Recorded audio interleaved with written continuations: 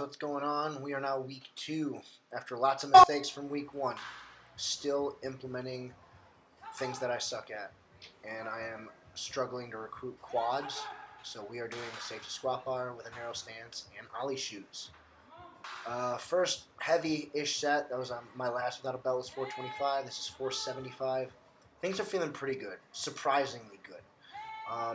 I felt that I was going to struggle a lot more with this than I visually am in these videos. Believe me, it's difficult. This ended up being my top set of 500. First one moved well. Okay. Second one, I slowed down enough that, again, these looked better than they felt. I felt that I strained. As you can see, I was like, woof, at the end of this, and I called it here. Not sure it was the right thing. I'm not sure if I strained enough. Here's the triphasic implementation, which is where we deem this conjuphasic. Okay, it's the conjugate system. We just apply triphasic principles into it. 3 sets of 5, 5-second negative. We're in an eccentric phase. We're keeping the exact same setup that we just did.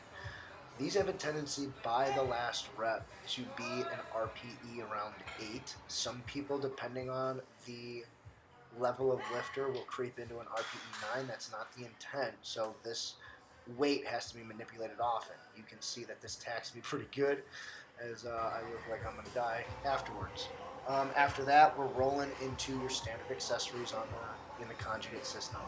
Good morning to squats because my back needs a lot of work, so this is really a good movement for me. If you go back and start the beginning of this grip and you watch it, like fast forward, Julia is doing banded good mornings. It looks like she's headbanging. It's actually kind of awesome because I accidentally was fast forwarding through this while editing the video, and it gave me a laugh. So if you want a laugh, you can see me doing this weird movement with Julia headbanging in the background. I digress. Again, these are good for me. The volume is going to increase on sets and reps over this 3-week wave. So progressive overload.